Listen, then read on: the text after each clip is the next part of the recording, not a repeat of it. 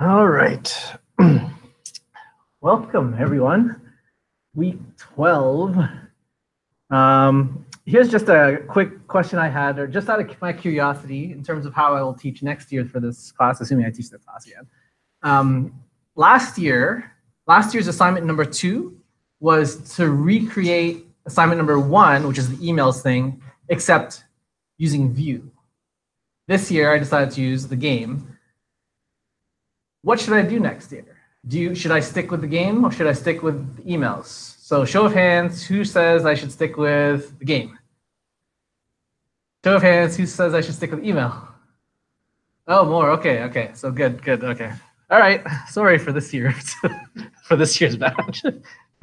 Okay, another thing I wanted to mention was, and I should have mentioned this when I was talking about modules, is that NPM, you can create your own account on NPM and upload your own modules for the world to download as well. So, and the only reason why I say that is because for the assignment number 2, the part where the host speaks the question and answer, sometimes you have those funny characters and they'll speak, the and 039, whatever. Perhaps that one way to get around that is if you created your own module, uploaded it to NPM, and then use the import that I taught you to import from NPM, because whatever you upload to NPM, actually, it's hosted in another site called www.unpackage.com. So for example, if I searched for a package like HTML entities, like this, and clicked on here, and I would look, if you examine the URL, if you just say www.unpackage.com/ and then just the name of that package, enter, you get the actual JavaScript code that was uploaded. So now you can't use this because this is using the old 2009 CommonJS way of importing and exporting. This is the Node way, and you can't mix the two. So the way I taught you was the new way, the import way, and you can't mix the new way with this old way of module.export. So, so you may want to recreate this using the new way, and maybe you'll have your answer there. That's just one way. You don't have to do that. Okay, so today we're going to talk a little bit about the geolocation. So your browser actually can give you your latitude and longitude of where you are right now. So I'll show you how to do that. We'll talk about Google Maps API and maybe incorporating that with the Google Maps to see where you are. We'll talk a little bit about progressive web apps, just an introduction to it, and what's behind progressive web apps, which is something called the service workers, which is relatively new. Any questions or comments before we move on? I wanted to give you, just like last time, I wanted to give you some time to work on assignment 2, or maybe you want to work on your presentation because your group perhaps is here and you want to work together. So in light of that, what I did last time, I want to give you some time, at least an hour, if not more. So this will be a shorter class than usual, but hopefully just as exciting. Any questions or comments before we move on? Okay, so let's try this. Open up your browser in Chrome. And these 3 lines of code on the screen right now is what all you need to do to find out your current latitude and longitude based on what Chrome, your browser, thinks. So let's try it out. So let's open up a new, actually I could just do it right here. Control-Shift-J. Get to my console. Let me just copy this code here. Paste it here, enter.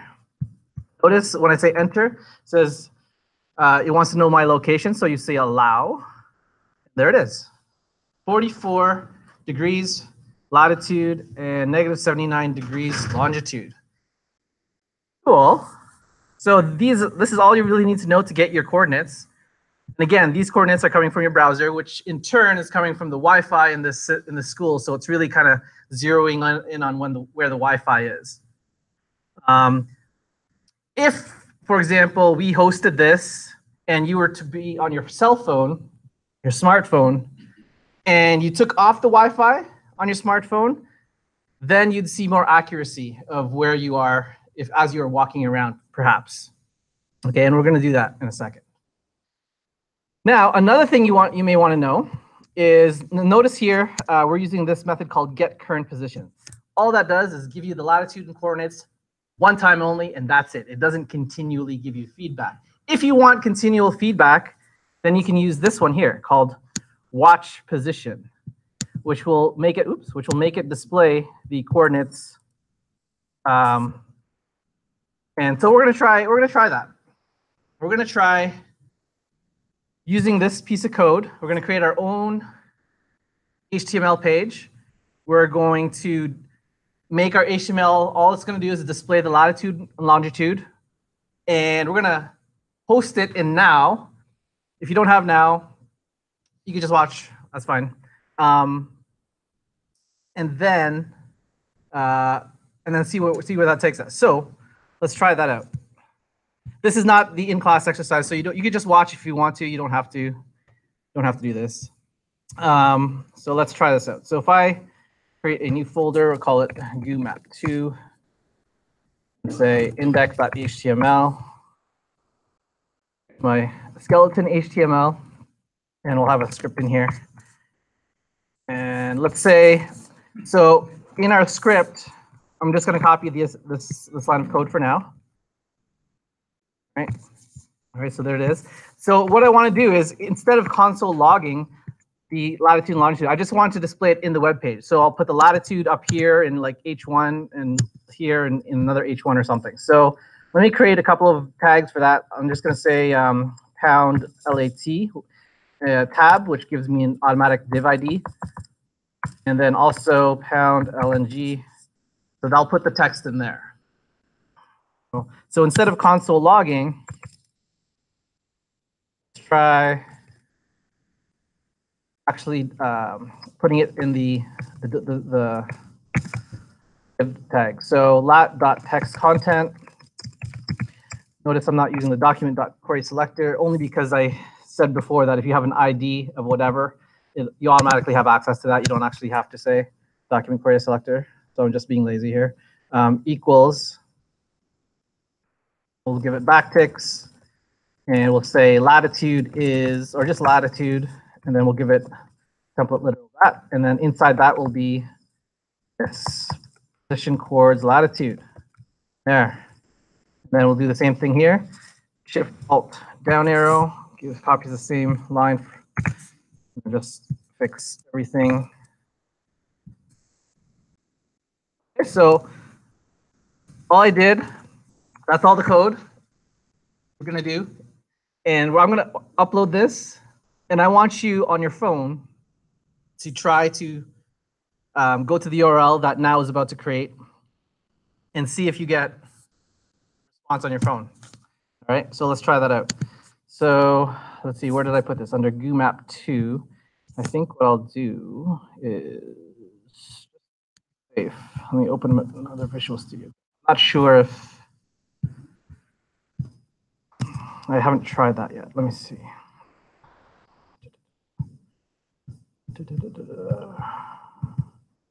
No, it should work, yeah. Just to be safe. Okay, so I'm just opening up another Visual Studio Code just to be safe. I'm not sure if I didn't have to do that, but just to be safe, I'm just opening up another Visual Studio Code right into the GUMAP2. So I'm right here, GUMAP2, and then I'm going to say Now.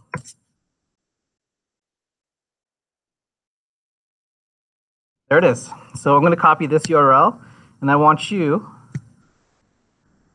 up a new file, and I should. Right.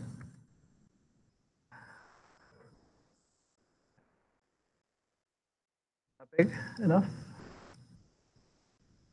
Try going there. Wow. Try going there on your phone. And another thing on your phone is I don't know how you secured your phone, but sometimes on my phone, for example, in my Apple iPhone, I have to go to the settings and actually allow Chrome to use the the location service in order for this to work. So let's try it out. Let's see.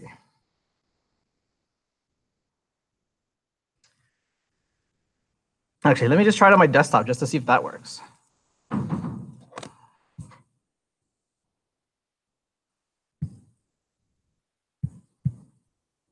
So on my desktop it works. How about on your smartphone? Has anyone tried it? Oops. This is the hardest part right here. HCXLSJQLQS. The hardest part right there. Did it work? Yeah? Awesome. Let me try it on Google Map 2 HCXLSJULQS.now.sh. Go. Yes, allow. Perfect. It worked. Yes? Awesome. Okay. So now you know how to get coordinates off your browser. Let's minimize that for a second.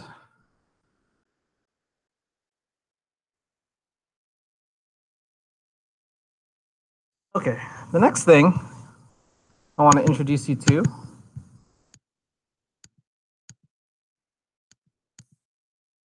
is the Google Maps API overview for JavaScript. So I provided a link here in this heading. So if you were to open that into a new tab, it tells you just a rough overview of how you can use their API. So here they have some HTML markup as well as some of the script stuff. So I want you to try, and this is where the in-class exercise comes in. So copy this code. So now I copied it. Open up a new CodePen. Go to your CodePen. Get a new CodePen. Call this map. And paste in your markup in the HTML section.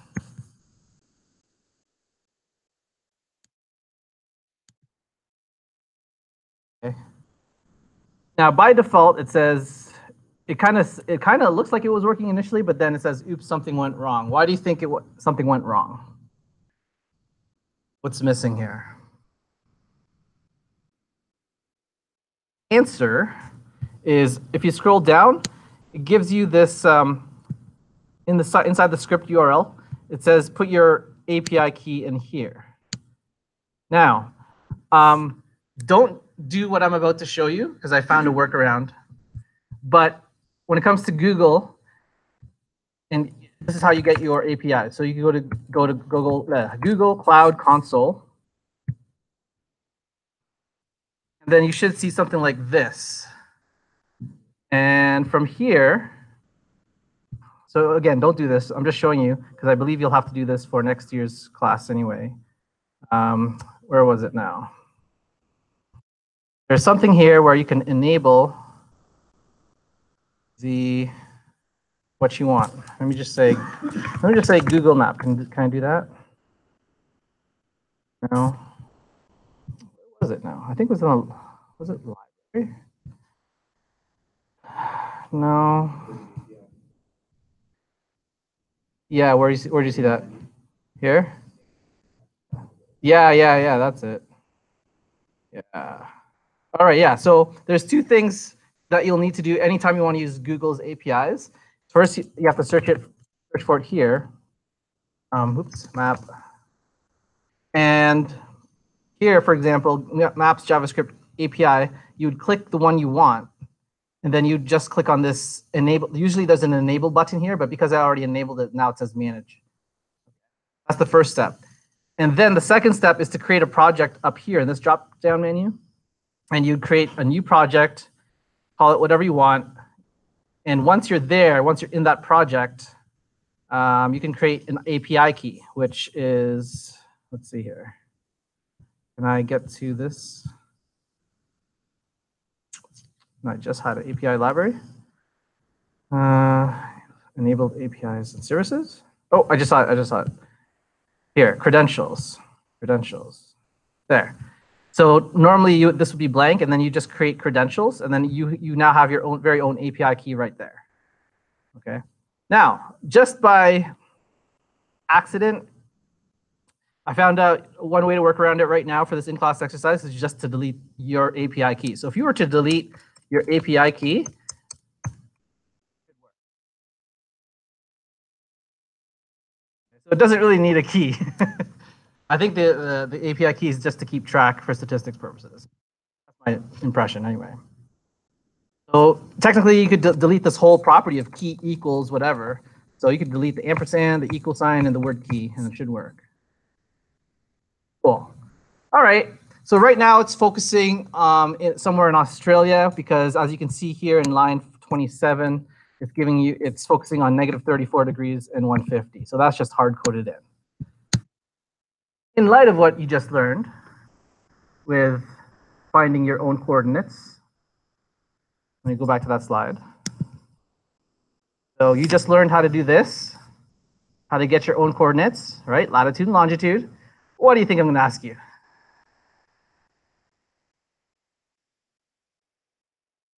The fun activity for today is using this geolocation API, combine this with this Google markup, JavaScript, so that instead of the hard-coded values of -34 and 150, you get to put whatever the browser. So I'm going to give you 5 minutes to try to figure that on your own before we take it up. It'll take 5 minutes, and you can discuss with your group members, see how you want to do that.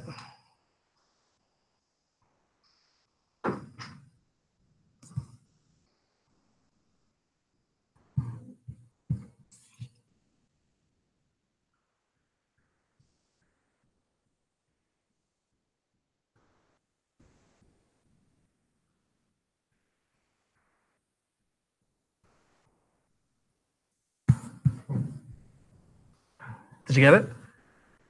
You got it? Yeah.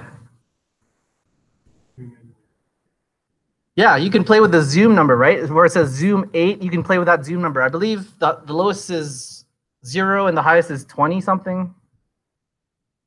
You can play with that too.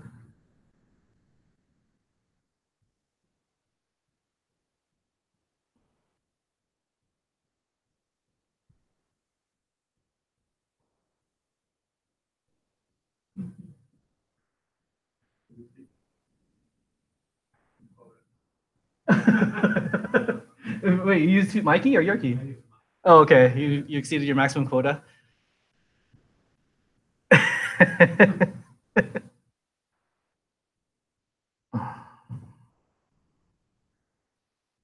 So here's a hint for those who are wondering how they can combine the two. So the hint is this. So inside this block of code, right? Inside this block of code, instead of just console logging your position and latitude, why don't you just put the this code inside that, right there. So this code can go inside that block.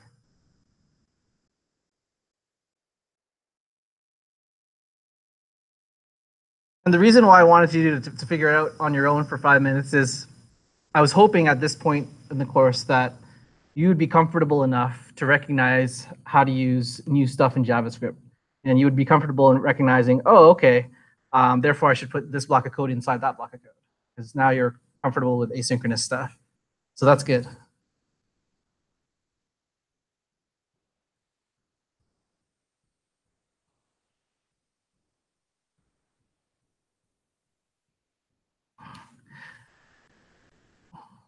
By the way, for those who are done and want to continue trying something new, try Googling how to put a marker on your map.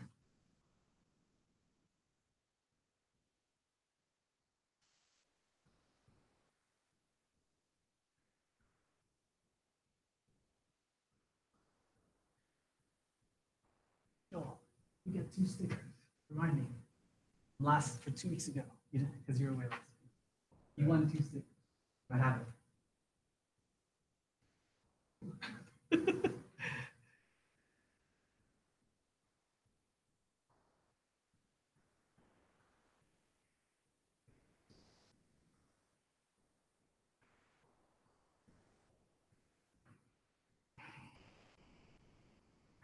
All right, show of hands. Who got it? Who got the coordinates? Awesome. Okay, so just to take it up, this is all we did. We copied this code here, right? Went into our code, and inside our init map, I pasted that code. Okay, but instead of console logging stuff, let's just move our map code inside that block there. Then we have to change the coordinates to our variables. Instead of the hard-coded negative 34 degrees, I'll say position. Let me just copy this one. Position chords latitude. Instead of the hard-coded 150 degrees, I'll just copy position chords longitude. And it should be it. There you go. All right, and then I said earlier you could play with a zoom. If you maybe say 18 instead of 8, it should zoom in right into Georgian College where we are. That's pretty neat, eh? Pretty neat. Now, remember what I said earlier that you go to MDN's thing. So instead of this method here, get current position, which gets the coordinates once and once only, I mentioned this. You can use, instead of get current position, you can use .watch position, which continually sees where you are, and if the coordinates change, it will update the coordinates. So wouldn't it be neat if we created something where it could track your phone and it would display on the page? Oh, by the way, so we're done with in-class exercise. So if you just emailed me your CodePen link that shows, the map of where you are, that's fine. So that shows me that you use the geolocation and the Google code properly. So that's it. That's your in-class exercise for 12. Easy 2%. But now I want to take it one step further. I'd like to see if we can somehow track a person's users. So let's say, for example, our application is for, you take your smartphone, you go to that original web page that gives you the latitude and longitude, so it just spits that out. And then in another web tab, we'll go to a different website, and it'll actually present in Google Map form where you are based on the coordinates that your phone is spewing out. And it'll draw a marker on that map as well. So if we Google marker, right here, adding a map with a marker. Let's click on that.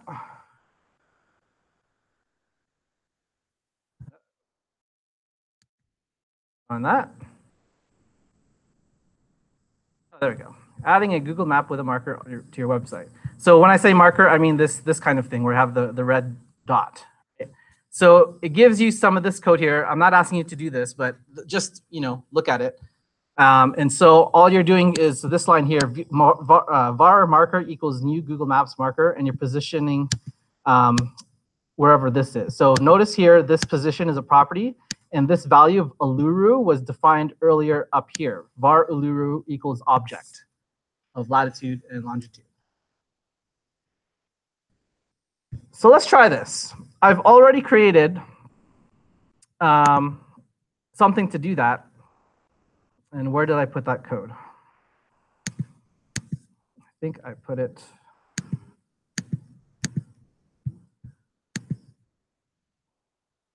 Let's see, where did I put it?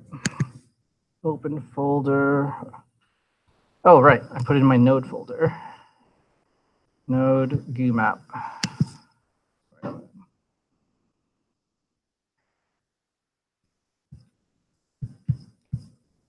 Okay, so what's going to happen is I created some code to do that. And this also provides a good introduction on your next year's class with Rich Freeman, where you're dealing with Node, Express, Mongo, and Angular. So what you're seeing here on the left-hand side is, remember how when I taught you how to use the Vue CLI and you said Vue create my app and it, boom, it created all these folders? Same thing's happening here. When you take next year's course for Node, you'll say something like, shoot, I forget already. Something like Express, some kind of new Express statement, which boom, gives you all of these folders, except it's server side, not client side, right? Because Vue CLI is purely client side. Express is in Node, that's for server side. And so let me just quickly introduce you to the structure of this so you know what's happening. So Node Express allows you to be very refined in how you accept GET requests. So for example, if we look at this, where is it here? The app.js. This line here, line number 24, says whenever someone comes to the root folder of our domain, so when they say www.whatever.com, they're coming here. So what does here mean? It means run this code in index router. Okay, where's that? It's up here. Index router is defined up here, which means run the code found inside roots folder, which is this folder right here on the left, and then look inside this code for index. Okay, let's go to roots folder. Look at index. There it is, index.js. So now we're saying if the user goes to our website with no other path, then run this code. If the user comes to our website with the path of this, set latitude, longitude, then run this code. If they go here, then we're going to run this code. Okay, where is that? Map controller is defined up here under controllers. So we go in there. And now this is where it is. So we're saying if they go to the root, then we're going to render this page here, which is an HTML kind of page. But we're also going to send with it the latitude and longitude. If they're going to our website / set latitude and longitude, we're going to send in JSON those coordinates. And same thing for the get. We're just going to get that as well. So I already uploaded all of this. And that is the purpose of the next slide. And this is the experiment I want. And I only want one person to do this experiment. Okay, so yeah, you said it was working for you, right? So go in your phone and type this in, including the /phone. And what this is going to do on Rakil's, what this is going to do is he's going to see the coordinates like last time, just printed on the page. But in addition to displaying the coordinates on his phone, just like our assignment 2, where for Ask the Audience, where we were sending our votes through to our PHP server, same thing is happening here. This website, that Rakil is going to right now, it's going to do a GET request and send his coordinates to my server. And okay, yeah, so click on the top button that says show my coordinates, and now you should see your coordinates, yes? Okay, I want you, so let's check this out here. No, I don't want that. I want,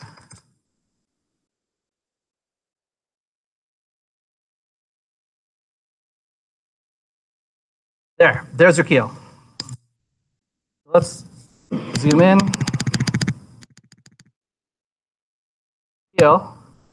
Because we're using watch position and not get current position, it should continuously give you changing coordinates, yes? Like, does the coordinates change every so often? Like, even if you're sitting down, it does change a little bit, right? Yeah. I want you to walk around K building, exit those doors, walk that way, enter those doors, and we'll see if this works. We'll see if this moves. We'll see if this moves. So we'll see. Interesting. Hopefully it'll work.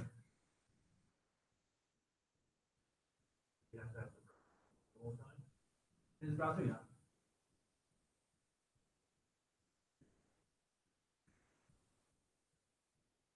No.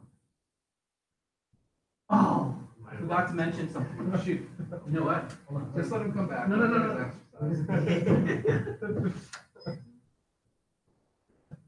He's probably on the other side. Okay. Remember how I said last time about it's detecting the Wi-Fi? Yeah, you want him to go on. I don't want him to go on the Wi-Fi because otherwise the mark will just stay right there. I want him to take off his Wi-Fi so he's using his cell phone. One more thing. Take off the Wi-Fi. You didn't? No. Because right now it's not moving. I'm not even in there anymore. They'll take- Like, they'll- yeah. Okay, go back in. Go back in. Okay. Okay, he just turned it off. Let's see if it changes.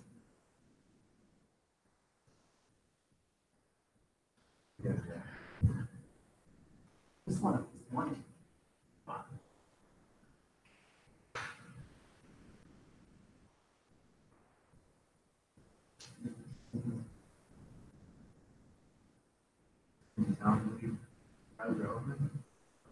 I didn't tell him to browser open, but it should be open.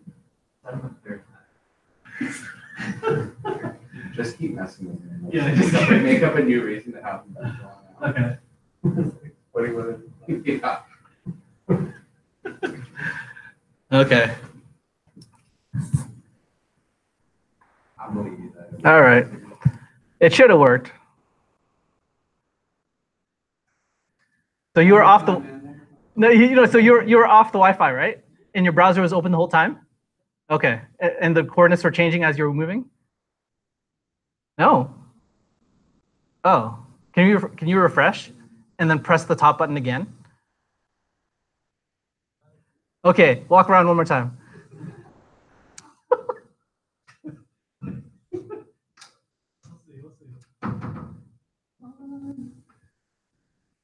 I did this yesterday, and what I did to test it was I used the screen recorder on my laptop. There you go. There you go. There we go. Oh, he's Oh, outside. that quick. Yeah, he flew outside the building. It's kind of- Some like intense music. Yeah. So yeah, we need some kind of 24 CIA tracking music, right? Anyways, Can you have more than one marker? yeah, you can have more than one marker, except you'd have to code how to track that. Yeah, so I guess he's off the building and off campus and going home. No, at third time. Yeah, third time. That's right. Third time I'm done. Just to give you a little bit. Yeah, I don't know where he's going. Oh, he's probably going to the to building B is probably what he's doing. So the inaccuracies obviously is based on there is an option when you're using this to tell your browser on your phone, yes, be more accurate. And I forgot what the option is, but when you use it, it uses up more power on your phone. So it's a trading balance there. Oh, he looks like he's almost back. Let's see. It's going. Oh, there he is.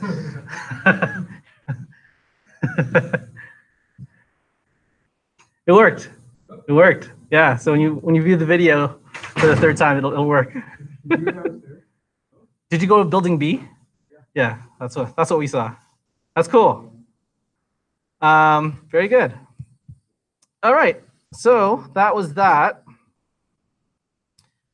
See, I don't need that anymore. Actually, let me save this so you have that. There you go. It's saved in case you need to refer to it. All right. Any questions so far? I think that's all I wanted to mention about geolocation and Google Maps before we get into our next topic. That's of web apps. Any questions, comments so far? Okay. So this is our new topic. I've never taught this before. This is relatively new for me too. Progressive web apps. This is the new thing. People are starting to realize, hey, I don't need to create in native code anymore. I can just create a progressive web app. And the definition of progressive web apps, it kind of varies between who you ask, but there's three essential things you need. It's served over HTTPS. It contains a file that's called a manifest that basically tells your smartphone what your icon should look like if you should install this web app on your home screen. And also, it runs a service worker in the background. And I'm going to show you an example of a progressive web app right now. So if everybody can open up a new tab and go to this link right here. So open up a new tab and go to https code.nasa.gov. Okay. So you should be at this website right now. So this website, under the hood, is actually not just a plain website, it's also a progressive web app. So what does that mean? Let me show you one thing before I show you what that means. If you go to the dev tools for this web page, so right-click Inspect, and click on the Audits tab over here. So Chrome has this thing called Lighthouse, which allows you to test different things. Here, when I work at Georgian for the Georgian Library, often I'll use this to test accessibility for a web page for the library. But for today, I want you to test, checkmark this, progressive web app. So we're going to audit this website, code.nasa.gov. So go ahead, check that. And I think for the other options, I had like desktop and no throttling and clear storage. And click on Run Audits and see what happens.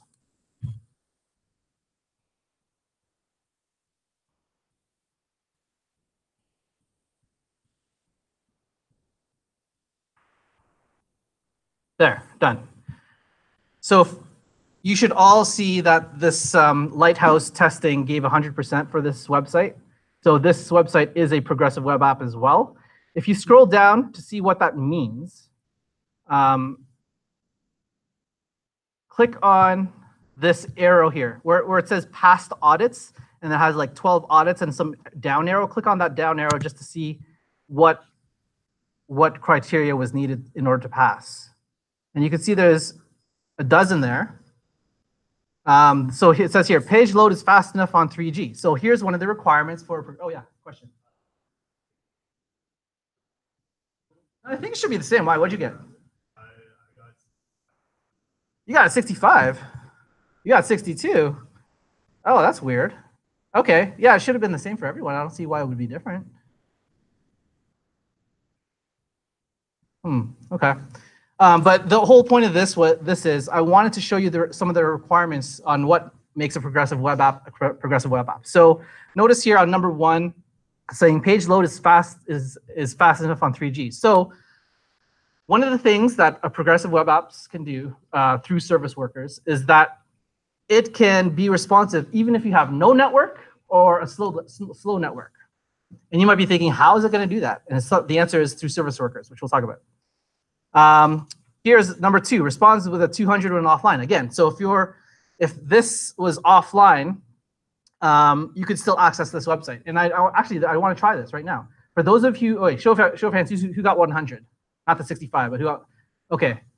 For those of you who didn't get 100, did it at least pass for number 2, responds with a 200 when offline? No? Crap, okay. I can't do this test on my computer because otherwise my YouTube recording will end. But I want someone else to try it. For those who have got 100, I want you to try turning off your Wi-Fi so you're no longer connected to the network. Try going to Google, so it'll say 404 error, Google not found, whatever. And then go back to code.nasa.gov. You should be able to see this website. Question? Okay, so try it on yours. So take yourself off the Wi-Fi so you have no more internet connection. Test that you have no more internet connection by going to Google, so you should get a 404. And then go back to code.nasa.gov. You should still be able to see the site. Yes? Yes. So Kamal says yes. And Andre says yes. So that is pretty cool, right? We've never had that before, right? You always have to have an internet connection in order to view a website. This is the first time where you have a new technology where you can offer the user your website even though they're offline. Pretty cool. Almost, yeah, cool. Well, it depends how they code it. Like for those of you who got it working offline, try clicking these other links like guide and share. See if it works. Did they code that in as well? Yeah. Okay. So you can see those pages as well. You can code how many pages you want to store. Okay. But this is amazing, right? This is new. And this is where progressive web apps are now competing with native apps. No longer do you have to code in native code to do this kind of thing. You can just do it on the web. Okay. Some other requirements here. You need, let's see here, HTTPS. I said that before. Registers a service worker. That's important, and we'll get into that. Yeah, that's pretty much the main thing here. Okay. Let's move on. So let me just give you a little bit of history. So in today's modern use cases, we want apps that work offline, or maybe the Wi-Fi is lying to you. Like you got 1 bar of Wi-Fi, so you technically should be able to be connected to the internet, but you're not really. So it's like lying to you. So it's not Wi-Fi, it's more like Li-Fi. And then you want something to take care of those unreliable connections. So in the past, some of the offline solutions or other solutions involve something like this. And you may have heard of Google Gears, you may have heard of Application Cache, you may have heard of Apache Cordova PhoneGap. So now we got this new kid on the block named Service Workers. Service Worker is built upon a spec called Web Workers. And the way Service Workers work is that they handle something called a scope, also known as a domain folder. I just like to think of it as a path in your URL. Okay, so, and we'll take a look at that in a second. And this service worker, think of this as another console, if you will, inside your browser that's separate from your regular console. However, this new console service worker has no access to the DOM, no access to the user interface. It has no, no get query selector, whatever. It's just a separate thread. So it's almost like a separate operating system within the browser that you now have access to.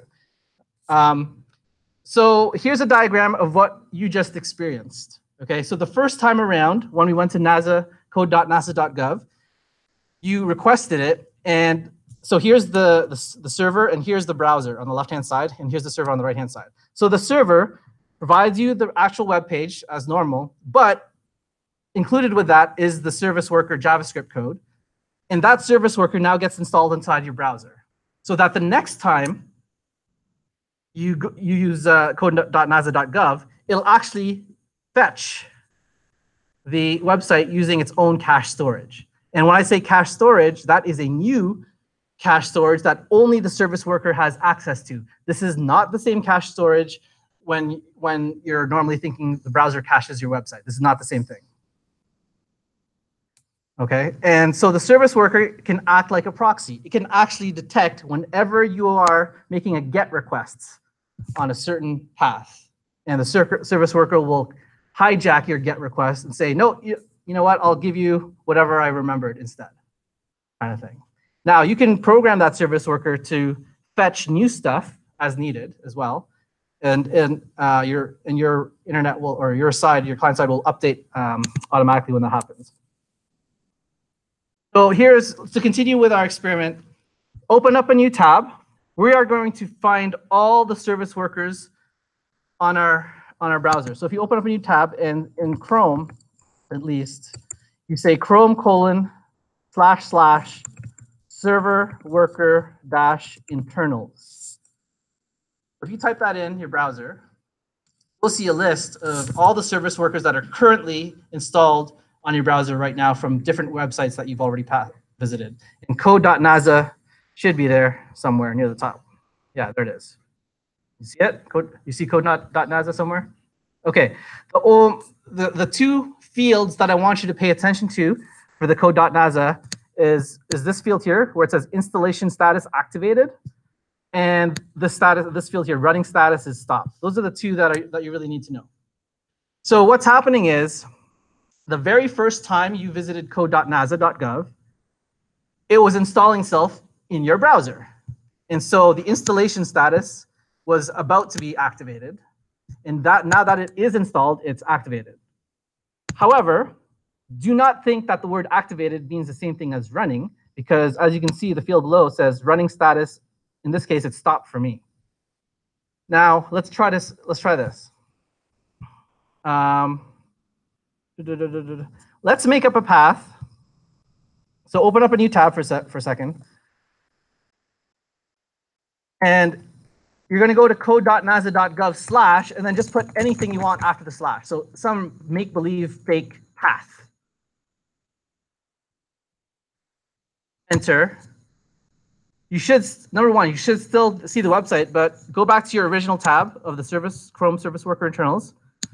you should see that this is now has changed. The running status is no longer stopped. It should now say running. So that is back to this diagram again.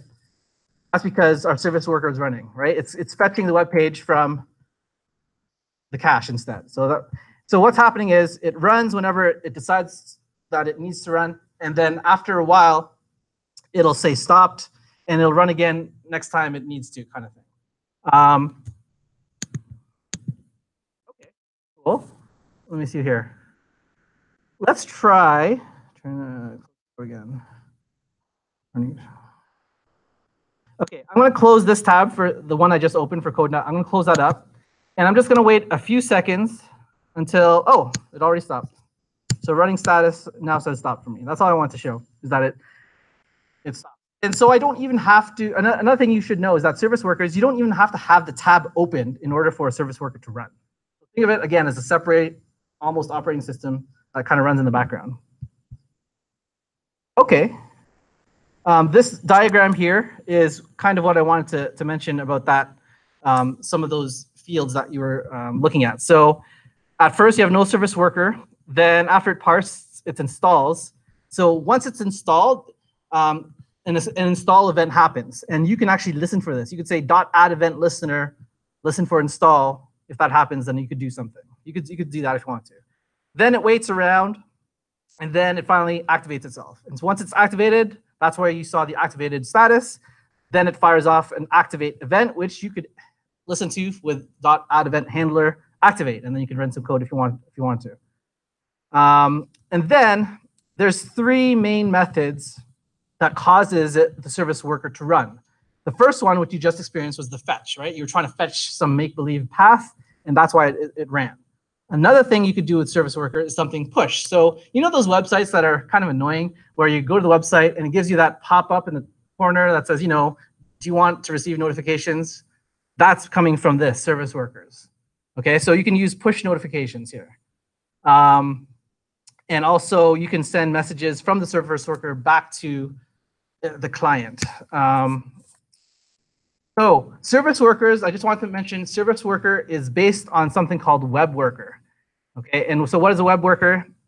It's a JavaScript file running in its own thread. What that means is that it's, again, separate from your browser code. It could be running without your tab being even open, kind of thing. You can import other files. It has no access to the user interface, so no DOM, no inner HTML, no window. Okay, so if we said window, you know, in our console right now, right? If I say window, obviously saying the window object because I'm in the browser, but within the service worker, if you said window, it's going to be undefined. There is no window there. So service workers are built on top of web workers, and it manages a scope. Again, I just sort of think of a scope as your URL path, right? So here it says scope equals your protocol, which is your HTTPS, plus host, which is your whatever.com, plus port if you have one. So here's an example. So, you know, mydomain.com is one scope. However, if you had a subfolder like mydomain.com/myapp, that is a different scope. If you had a different port number, that is also a different scope. If you had a different subdomain, that is also a different scope. Okay? So one service worker can be set for these different types. However, it's usually the case that you have only one service worker per website, usually. So again, just to reiterate, some of the abilities that service workers can do. Service workers can see all the network requests that you want. Right, so when we said code.nasa.gov/whatever, that was a GET request, that was a fetch request, and the service worker can see that and respond appropriately. That's why I say here in the next bullet point, it can respond to those requests by taking the responses from the cache, even if your thing is offline, or you could also fetch them from the actual server, web server, or another thing you can do is create responses on the fly. So you can think of it as like your own little web server almost. It can also receive messages from the server, which is the push notifications I mentioned earlier. And also that you don't need permission to register service workers. Oh, question, Jaden. Yeah, the first time you need internet, yes. Yeah, because just like when you load any web page, you download the markup of HTML, you download the CSS, and you download the JavaScript. That JavaScript, that's what the service worker is. It's JavaScript code. So you need the JavaScript in order to install first. Yes. Okay, so here's a little participation that I want you to try. So open up Visual Studio Code, open up a new page, name it index.html.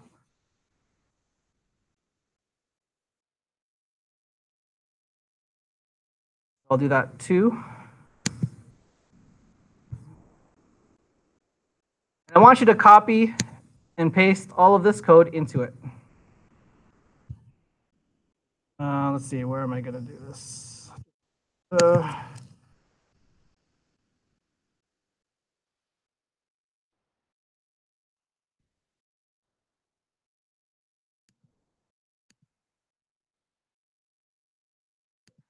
I'm creating an index.html file. There it is.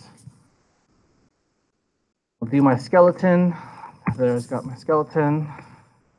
Add my body. I'll copy and paste this slide.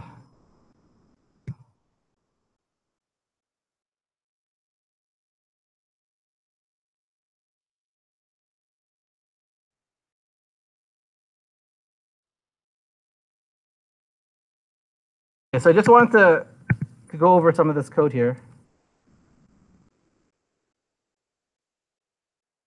So the first thing we're checking for is this line here, line 13, if service worker in Navigator. Maybe your browser doesn't support service workers. This is how to test for it. Okay, so you're asking for something that the browser has called Navigator, which is a global object, and you're asking, does it have a service worker inside that? Okay, it's sort of like this. Think of it, Navigator as a global object, and one of the properties is service worker, right? So the in will check for that. Okay, so let's say assume that your browser passes that test. The next line is navigator.serviceworker.register. This is the first step in registering your service workers to make it work. It has to register first. So that's why we have the .registered serviceworker.js. Now this file, serviceworker.js, we have not created that yet. We will. And so let's go on. So once it registers properly, notice it's using a .then. If you see a .then, that means it's using a promise, right? So then we're just doing a message service worker registered properly. If that succeeds, if it doesn't succeed, it'll give some kind of failure message. And if it doesn't even succeed the browser, if the browser doesn't even have service worker, it'll just say another kind of error message. Okay. So we should see this in a second. So the next thing we need to do, next slide. Next slide is create a new file called serviceworker.js and put it in the same folder as your index.html. So copy and paste this code and put it in your serviceworker.js file.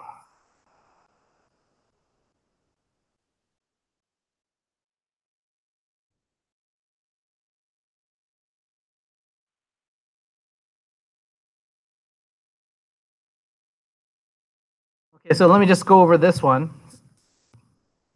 So the first thing that you'll see in the console when service worker is registered is we are a service worker. That's the first thing you should see. Then it'll go through that life cycle. Remember the life cycle? This one over here. This life cycle over here. So it's gonna, go through the steps. It's gonna go through the install method. And so once it's finished installing, it fires an install event, which you can listen for. And here's what we're listening for: add event listener install. So once it finishes installing, then we'll just do a console log, install event just happened. Notice how we're using a new keyword called self.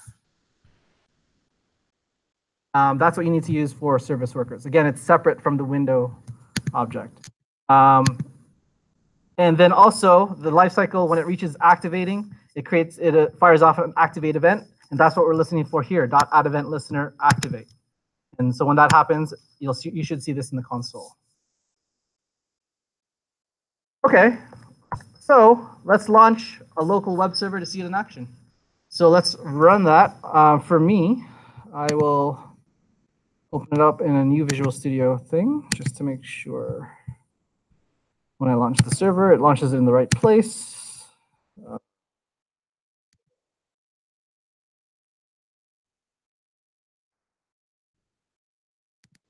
All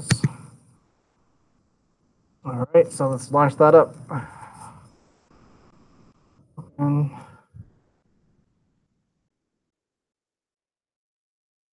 oh, I'm doing something else. Hold on. I'm just doing that. There's another one. Oh, I know why.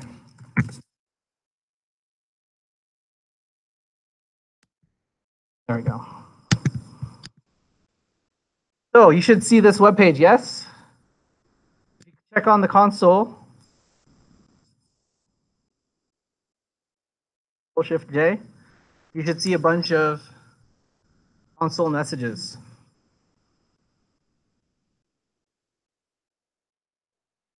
Oops.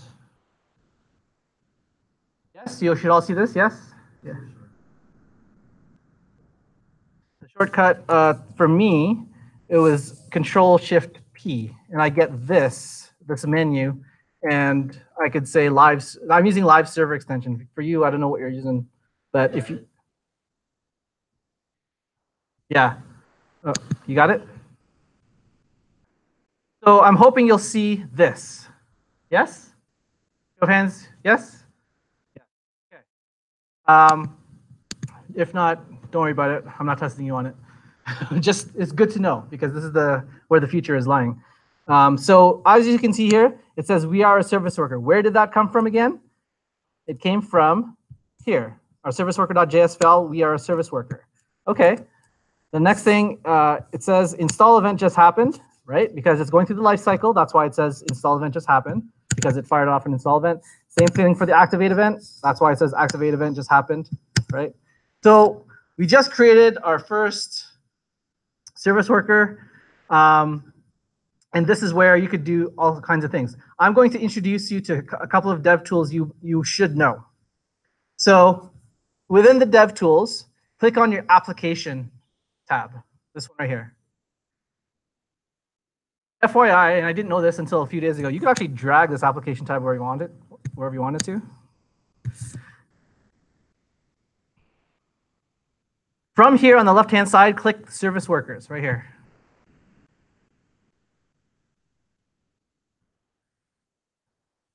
Okay. Now here you should see our service worker.js file.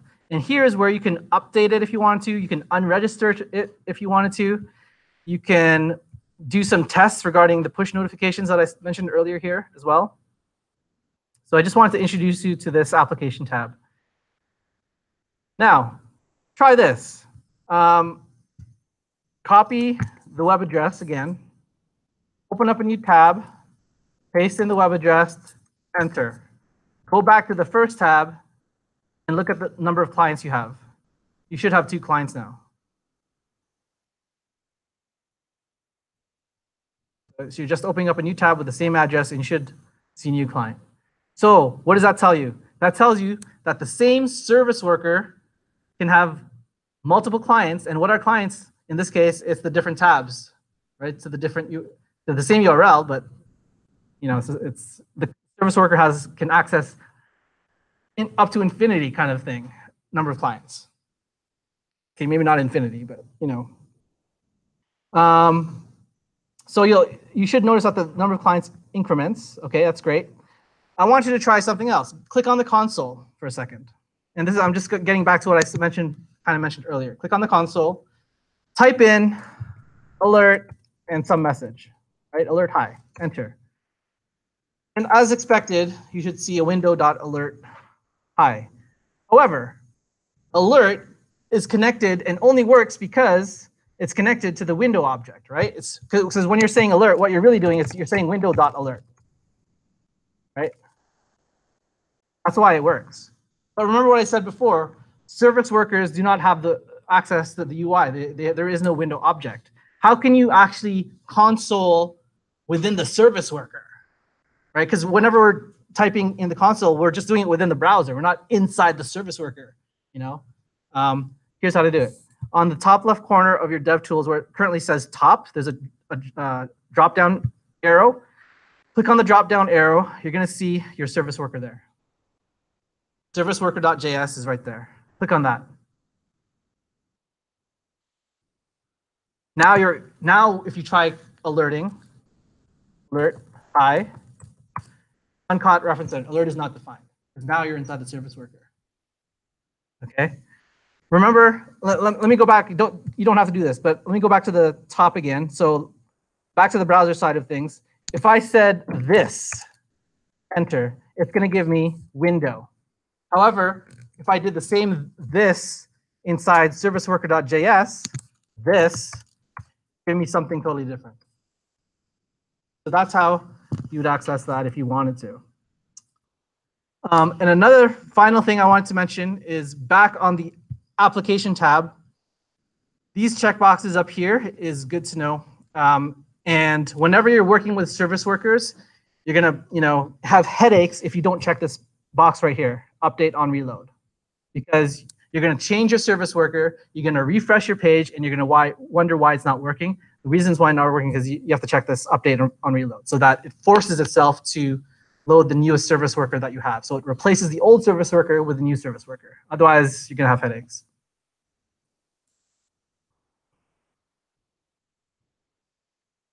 Now, 12:02. I think, okay, yeah, let's take any questions before we take a break. Because I only have 3 more slides to do, unless you want me to push on. Let's take a break. All right, cool. So 20 minutes?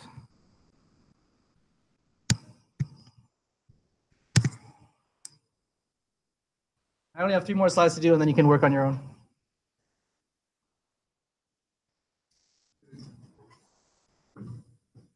Good question, Alex. Okay. Hey, I have a FTC breach. Okay. Oh yeah, so go, yeah. What time is it now? It's 12. 12. Okay. Oh yeah, yeah. So we'll make it. I'll finish in plenty of time. I just have to think. Yeah. A few minutes. Are you gonna take this class next year?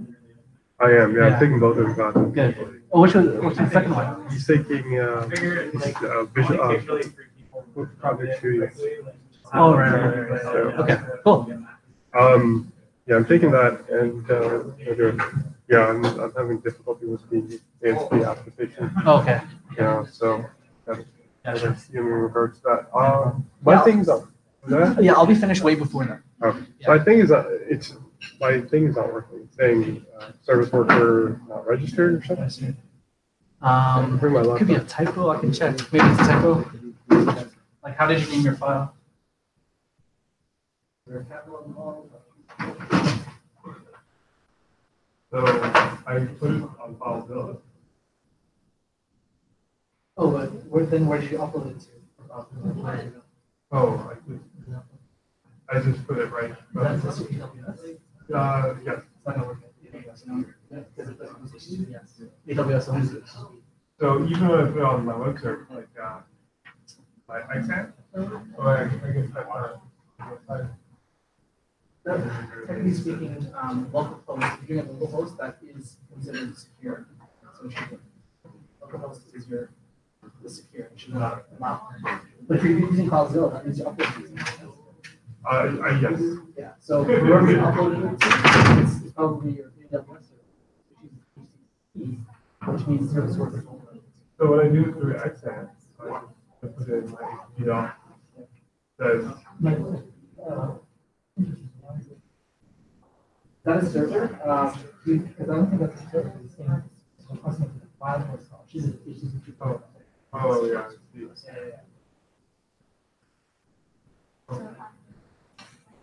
So how did you get yours? I got to work by launching, so in Visual Studio Code, it's an extension here. I install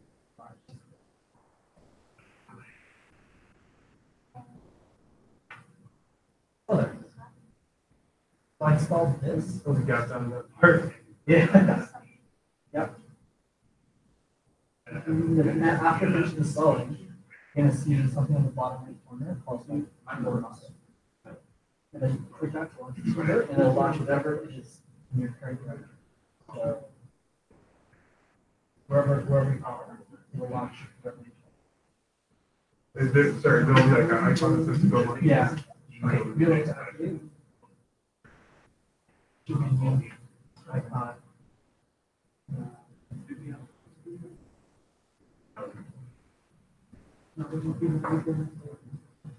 We haven't been. Well, you know what? Try open shift. Yes, please. Right, just that little- Yeah, open. That's why it's not showing up.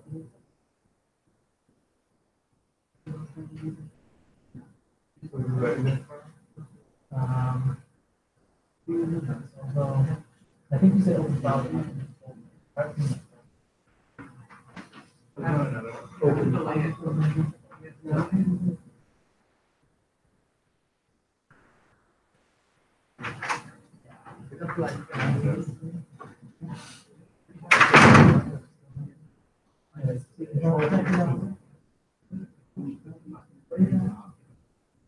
Let's say search for live. Open with live search. After the launch.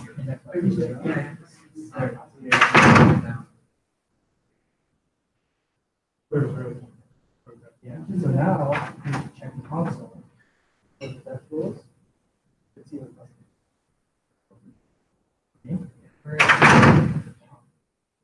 And the application tab, you'll see the service.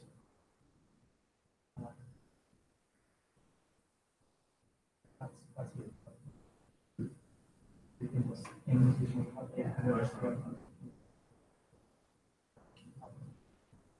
that's the last thing I was showing. Yeah. Thanks. Yeah.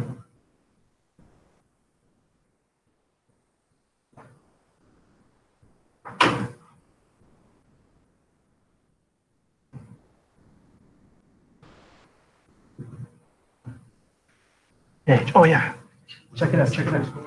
Yeah, so these were 2 weeks ago. I said stickers for anyone who could tell me the right answer or whatever. Oh, Anyways, okay. oh, dude.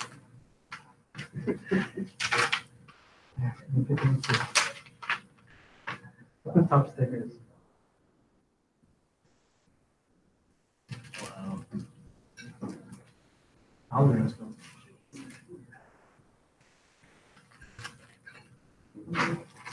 I know, right?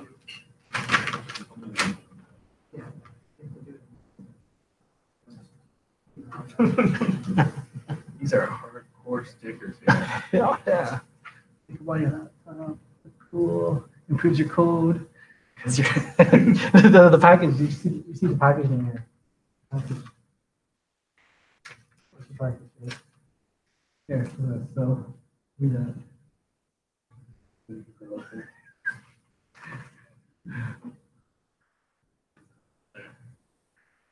Awesome. Yeah. Yeah, you're welcome, welcome. How's the read look? All right. Yeah. It's all right. It's all right.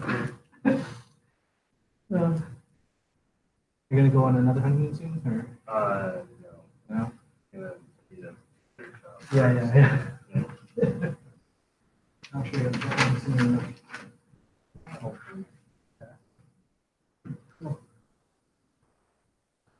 How's your other classes? Right? Yeah. Until next year's your final year? Yeah. Well, next semester. Yeah. Yeah. Then I would go off after that because I didn't get a co-op. Okay. No, where that's gonna be or not yet? Not yet. I have a friend who's working very for a web development company, Okay. and his company only takes co-ops, but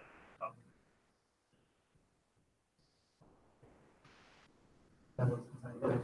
yeah. See. Excellent. Pretty cool.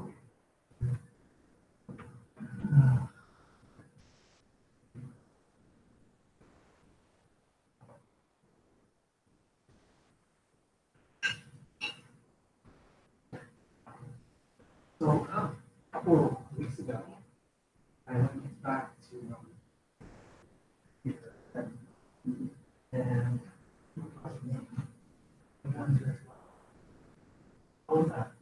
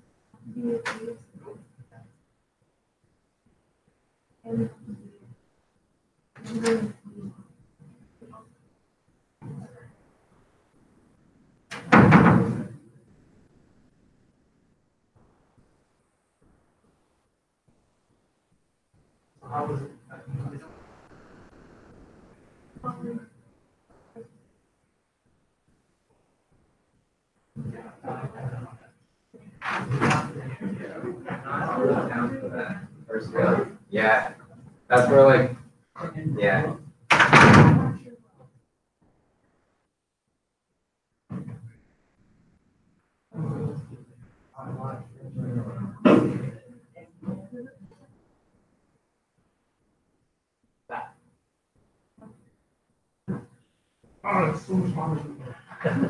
Albert, my ink class isn't working. I have to leave.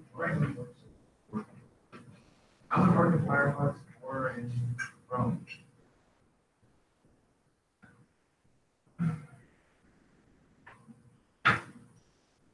Yeah, so yeah.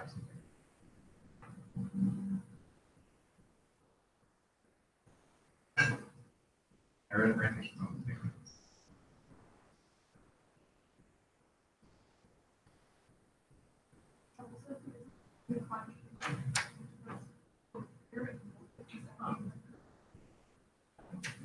It is right. Now go to my coordinates. You did say that. You expect us to know what? Really? Yeah.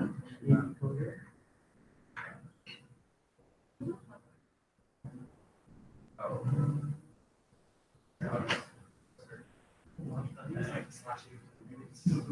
Oh, no, I have this photo on my phone.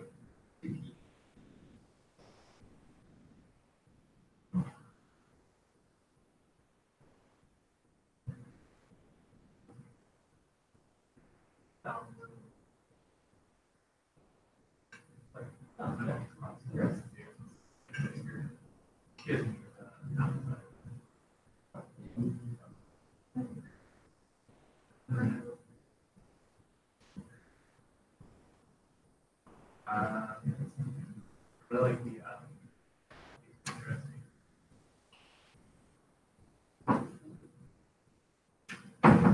really, I know the stronger salad.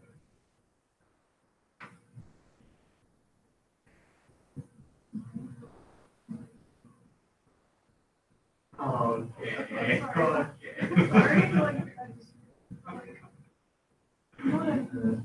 Nah, you know, like I never will. Alright. What even pockets?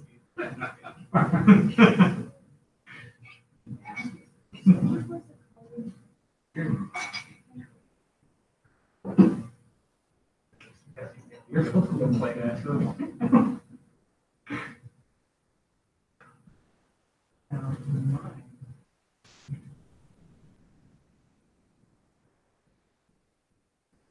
Yeah, I'm not really sometimes it's not really a texture.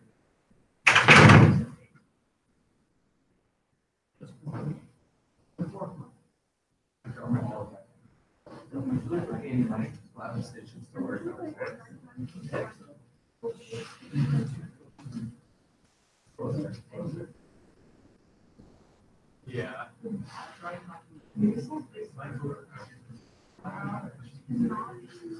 I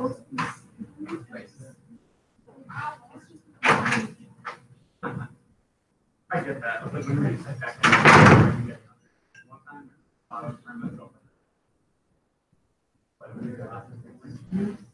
like, I don't know how to even notice, and I went over to like my couch and I like one second.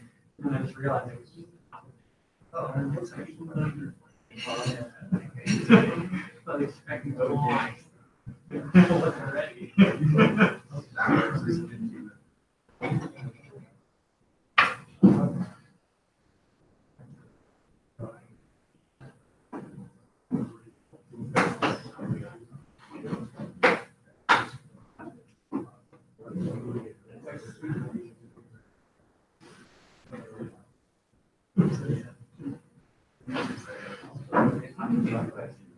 Well, like, when I was actually doing it, I was like, kind of making people. Oh, yeah.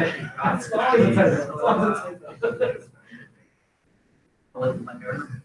added it literally.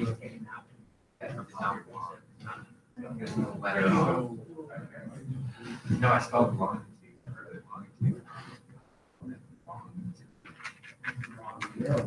Yeah, Albert, I submitted my class back there. Get a Oh, sorry. I have no problem. problem there. It just says like gallery. Oh, okay. That's okay. Albert, mine. Awesome, awesome. Yeah.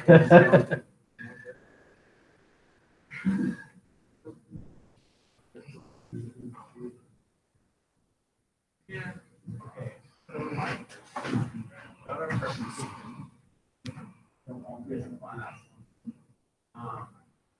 So I'm explaining my ideas.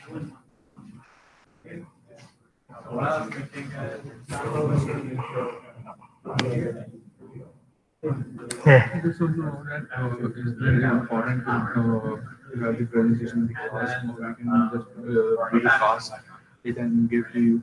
Yeah, you can do that. So if you want a video recorded on YouTube, give to me the YouTube link. Yeah, that's fine. So you should not come over here because actually my teammates are very sick. Yeah. Okay, that's fine. I want to perform task Sure. or the work life. Okay, yeah. So I'll you give you the link and I'll play it during class, and then we can all. no problem. Yeah. And the facial recognition. Can we just you are giving the link about the topic also. And actually, Which one were you talking about? the facial recognition. Facial, right? Oh, right. Yeah. So we are going to press this on it. So That link, you don't have to stick to that link. If you Google other things, use yeah, that. I've seen That's the same link too. I was sure that it was the same link that I searched for. Actually, we can do it in another method. Like we can do it and view Whatever method you want. It's just for methodology we want to. We just want to explain the method. Yeah. And what we can implement. Whatever, however you want to implement it is fine. Like I gave you that link only to start you off. Like you can read it, and maybe if you wanted to like present that article as is, that's fine too. Whatever you want to do. I just want to confirm how to do that. Okay. Yeah. Basically, already be a function.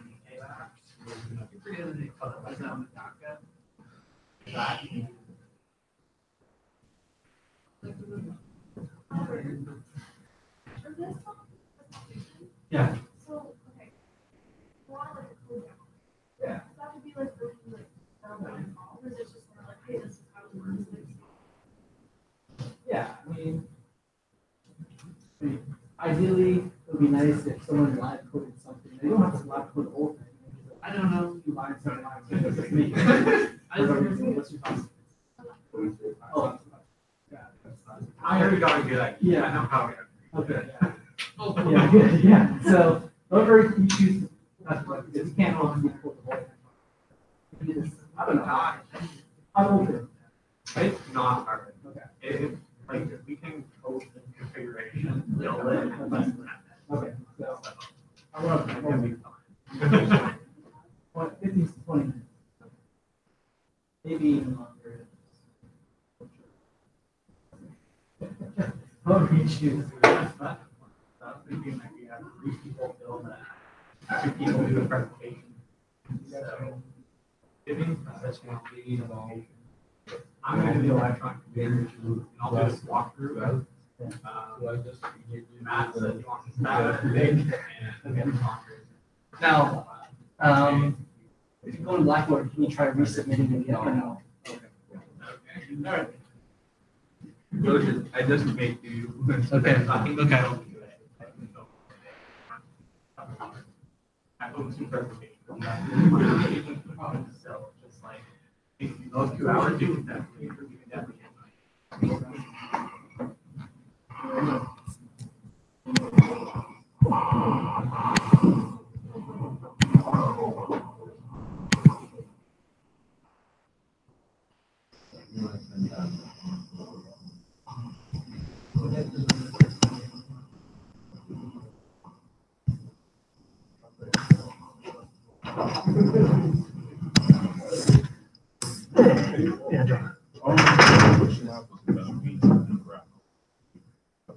Bar graph, I think it was week 11.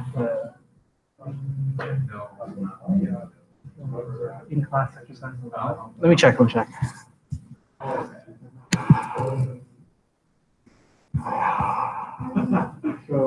Oh no, maybe it was week 10. Try week 10. Yeah, in class exercise 10, I say submit what we did together in class with the charting library. Right. Yeah. The Yes. Mine doesn't work like yours. That's okay. I refreshed it to see it. Okay. Okay. Yeah.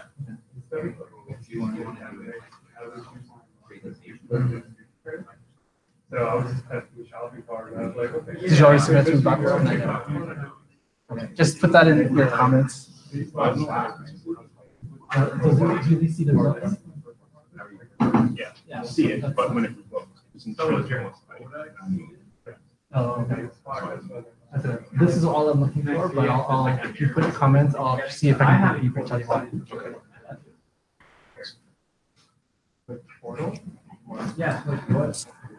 Yeah.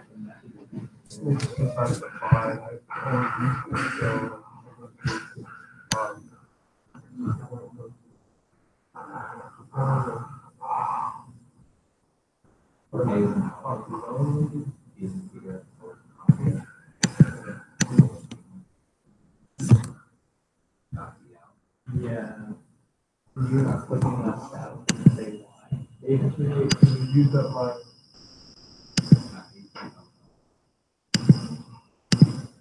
Yeah.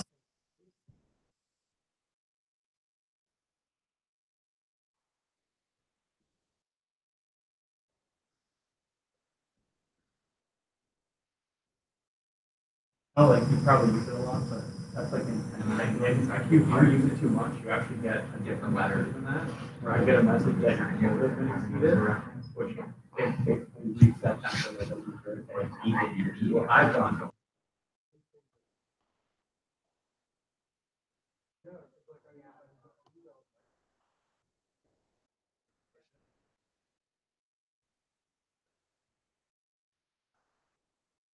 Probably before she recut it. Yeah. So this is what she said here. Albert, Yeah. are you still on for the Sunday? I understand that. Yeah, like should I change the due date for Summit too? Well, you said you were gonna do like the bonus. And then That Sunday. doesn't make sense, man. I don't know. You should talk to Okay, Scott. maybe I'll do a survey. Just now. I'll do a survey. So the two options is I'll change the due date for Summit to the last day of class, just like the last day. Or I'll give the incentive for the bonus if they handed in this. Yeah, month. Is that what you're asking? Yeah, so I think they just changed up. Let me just wait for one more person, 2 more people to come.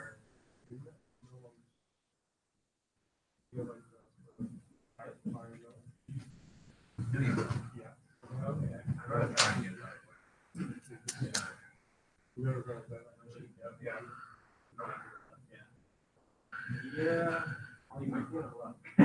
That's why I need to get these to go to our guy. Thanks for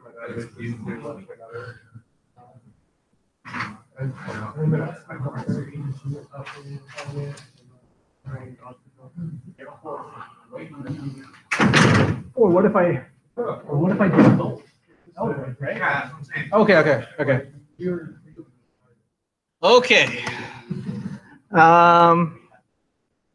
Yeah, let me remind myself here.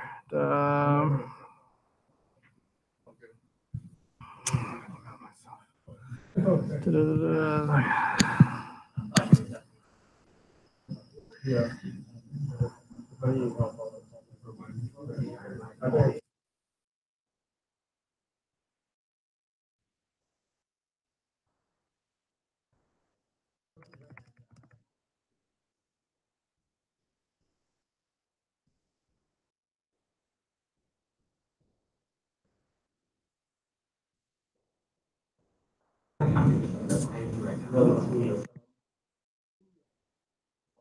Okay. Okay.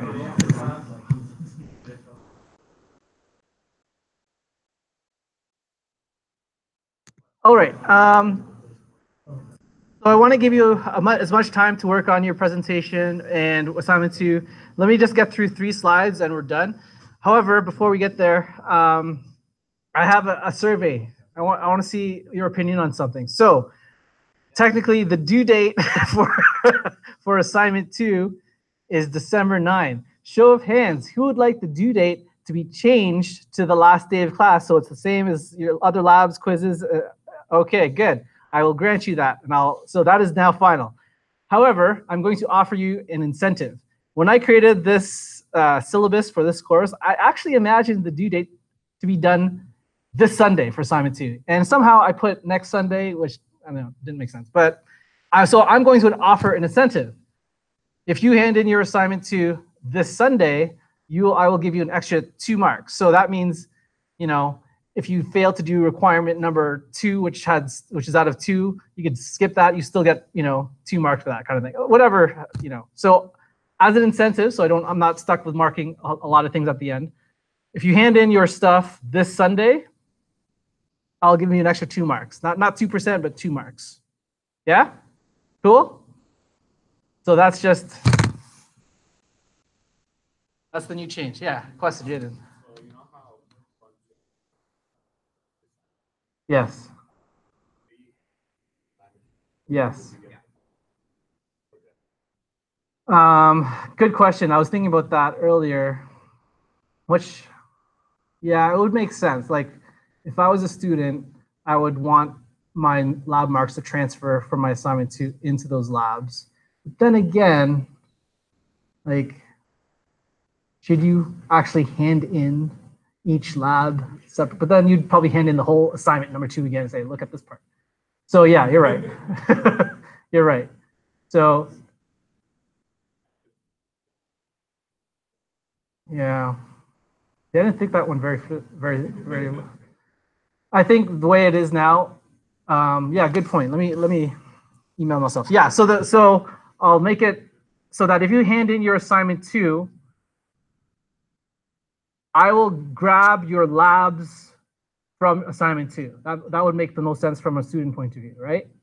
Right. So if you didn't hand in your labs yet, don't worry. If you hand in your assignment 2, I'll just look at those parts of the labs and just grab the marks from there. Yeah, I guess that's what it's come down to now that I think of it. Yeah, but it makes sense for you guys, right? It's the easiest thing for you. Yeah, does that sound fair? Yeah, yeah. Less things for me to look up. Yeah. Okay. Cool. So let me email myself to remind myself that too. Reminder. Reply. Also, all your lab marks will be obtained from assignment.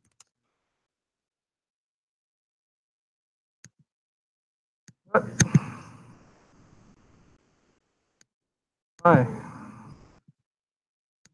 Okay. All right. So let's get through 3 slides. And And then you'll have lots of time to do your presentation stuff and obviously stuff. Okay, so the next step for service workers is listening for these fetch events. So just like in code.nasa.gov, where it's sensed and that you're trying to go to a URL, let's do that now. Okay, we're going to create our own fetch, listening for a fetch event. So that's what this slide is about. So go ahead and copy this code right here. Copy this code, and we're going to put this in our service worker right over. Oh, hold on. I'm just looking at my code right now, and there's something wrong here. Hold on. Imports events. Oh, okay. Should I introduce that? Should I not? Yeah, let's do it. Okay. Okay, before you paste that in, I want to introduce you to this line right here, import scripts. So just like how I taught you last week about the importing modules, you can import stuff in service workers as well. You just have to say import scripts and then the name of the file. Now, we have not created this file yet. So what we're going to do is we're going to create a new file called events.js, and we're going to copy and paste this code into that file. Okay. So in the same directory as your service worker, if we created a new file called events.js, you can name it whatever you want, and then we're just going to simply cut this code and put it in our events, and it still should work. When we copy this code where we're using import scripts and paste that into our service worker.js. Now our service worker.js looks like this. You still have the same console log at the top where it says we are a service worker, but the difference is we're trying to import a new file called events.js. So the way I think of this is it's just like in PHP when you use the require statement. That's all it's doing. So everything in this events.js file is basically imported into the same file kind of thing.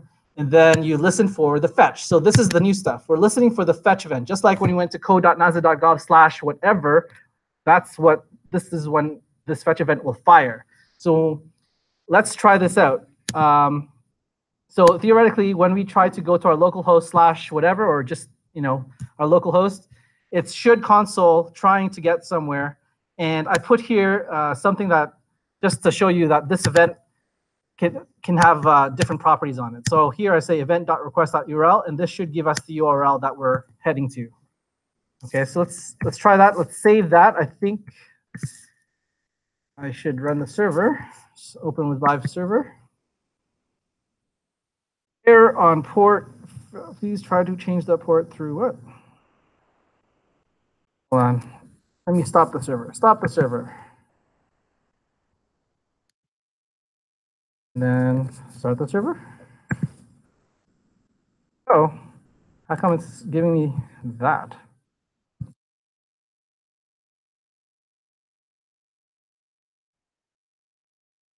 Okay, anyways, I'm still running the service worker from last time. If I refreshed my local host, you should see something new. Let me clear my console just so that it's starting. So I refreshed localhost, and now you can see here trying to get somewhere. That's new, right? So what happened was it caught the fact that I was trying to do a GET request, and that's when the fetch event handler fired. Let's just try something else. If I were to copy and paste that URL into another tab and say, /whatever, so localhost /whatever, enter, and go back to the first tab, it should still, yes, trying to get somewhere. So it's still printing that whatever. See here, it's trying to go to the /whatever. That came from our events.request.url, right? So this is kind of what's happening under the hood when you're going to code.nasa.gov/whatever. That's what you're doing. You're coding the fetch part. So the next step, the next slide is, instead of consoling something in the console, let's try to put something on the web page. So we're going to respond with just a string, so just some text. So copy this code here for the next slide where it says responding with text, copy this code and replace it with our current code for fetch. Here, we're going to replace our current code. So take away that self.addEventListener fetch. So it's gone, and then paste our new stuff.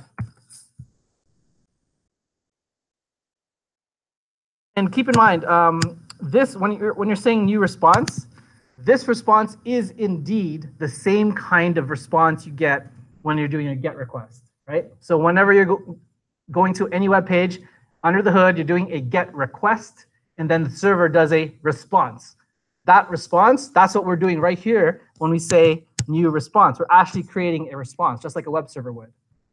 And so you could have multiple parameters. You could send text, you could send HTML, you could send JSON, you could send video. That's what you're doing when you're saying new response. Okay, so this new response, and we're saying event.respond with that response. So it should give us the text. So if you say that, let's try it out. Go to our web page. Let's clear the console. Refresh. Oh, it's already done. It's already done. See, trying to get somewhere. So now instead of the console, it's now putting it on my web page because I said event.respond with the response.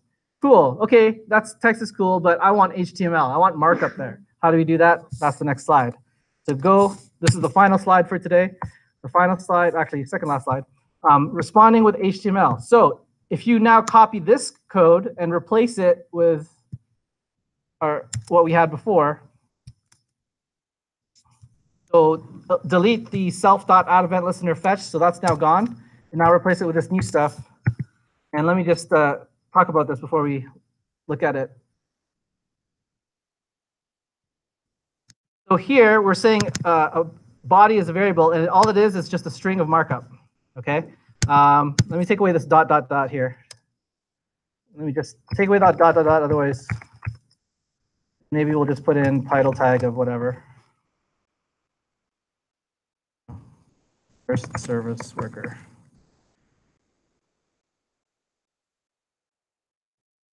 And then here's the cool part.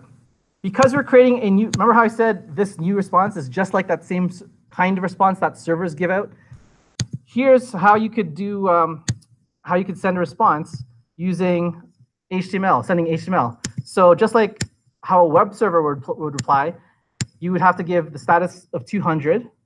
You would have to give the status of OK in terms of the text. And then you have to give some kind of indication to the browser how to parse this text. In this case, we're telling the browser, OK, the text that I'm sending you, it's actually HTML, so I want you to interpret it as HTML instead of just interpreting it as text. Otherwise, if you don't say that, it'll just give you the same markup that you just set up here, up top, right? You don't want that. You want the browser to interpret that markup.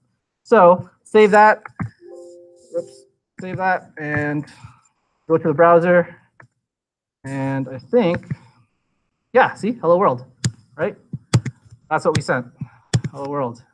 And the title tag, I put first SW. So that's how you would send markup, which is essentially what code.nasa.gov did, except the only difference is they got it from the cache, which I didn't show you.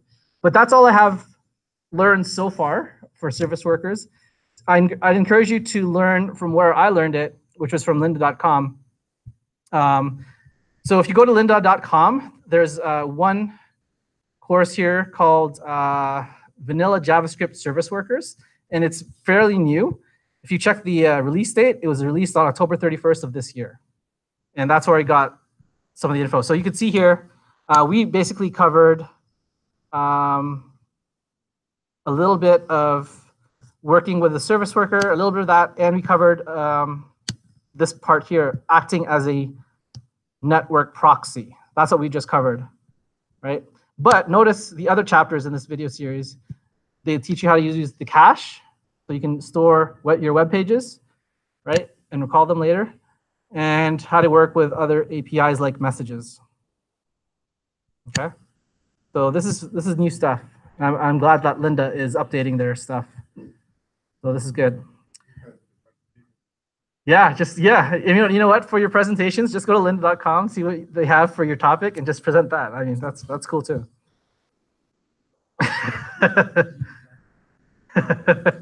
right? They say, you know, one of the things that they say is that the best way to learn a topic is to teach a topic, right? So I'm okay with that. All right, so any questions before you get to work on your presentations or assignment 2? That's pretty much it.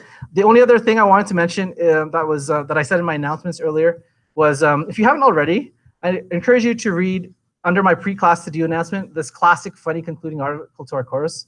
Show of hands, who's already read this? What'd you think of it? What was it? Yeah. Really? It wasn't funny to you?